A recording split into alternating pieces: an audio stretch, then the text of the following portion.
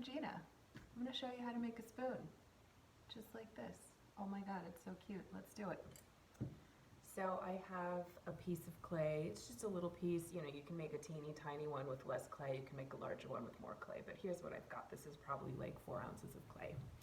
So I just want to shape it into a ball to get started. So you can kind of pat it or roll it between your palms. If your ball of clay has any weird textures or kind of cracks in it, you can just smooth those with your finger and keep going.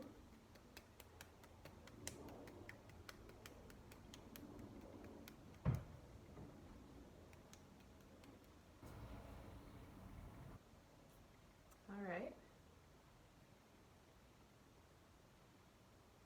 Here's what I've got. Now I want to sort of roughly start shaping it into a spoon shape with kind of a bulbous end and a longer handle type of a thing. So I just sort of start squeezing it like this and rotating it so that I'm thinning out part of it but leaving the top part bulbous like that.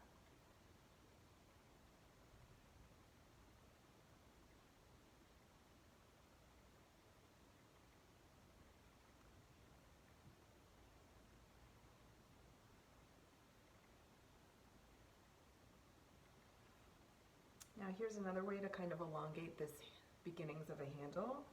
If you put 2 fingers like this, my thumb and my forefinger, and then my thumb and my forefinger of my other hand kind of on the other side, you give it a little squeeze. The clay sort of thins out and stretches up a little bit. Then you shimmy your fingers up and give it another squeeze.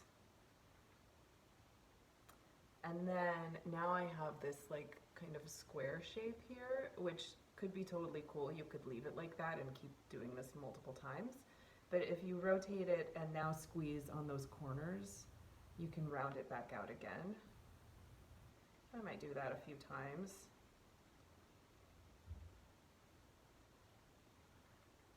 So I might come back to the handle and refine it a little bit more later, but now I want to start working on the spoon part of the spoon. So here's this. First I'm going to flatten this just a little bit. So just kind of push one end into the table to flatten it. So now here's what I have. And then I'm just going to take my finger. I'm going to treat this part like a pinch pot now. So I'm going to take my finger and push it in, not all the way, but maybe halfway in. Maybe give it a swirl to make that hole a little even. And then you just start pinching, just a little bit at a time.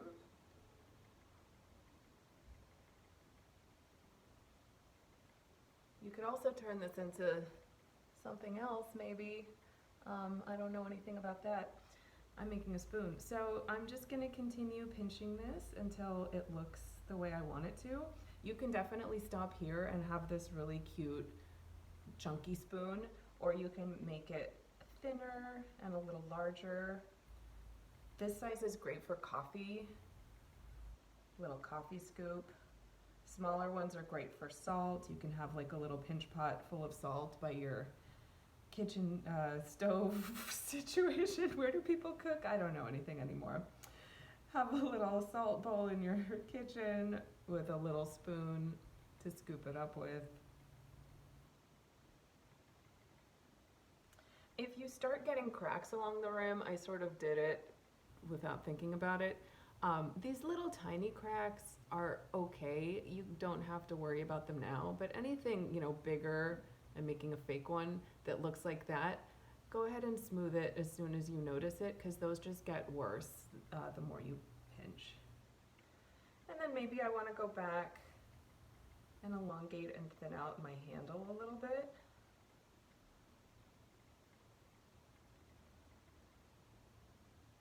So now here's what I have. Now it's just a matter of futzing with it until you're happy with how it looks.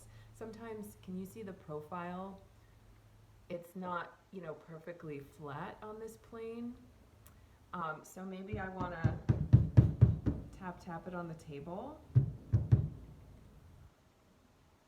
then smooth some of that clay on the inside that sort of flared out around the rim.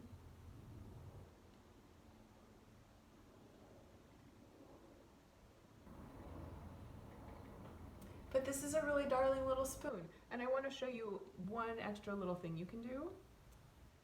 Here's one that I made the other day, and it's quite firmly leather hard. If you want to refine it a little bit more, you can carve it. And you can use any of these like trimming tools like this.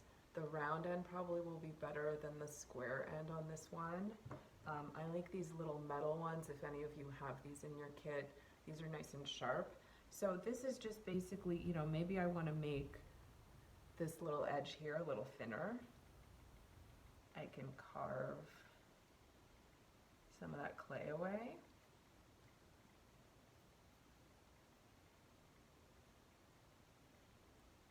Save your scraps because these can be either recycled or made into slip.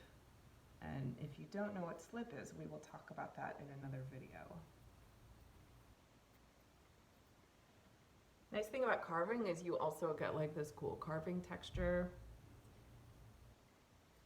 So I can sit here for a while, you know, maybe I want to make this angle right here a little bit more extreme so I can remove some clay kind of on that little neck part of my spoon.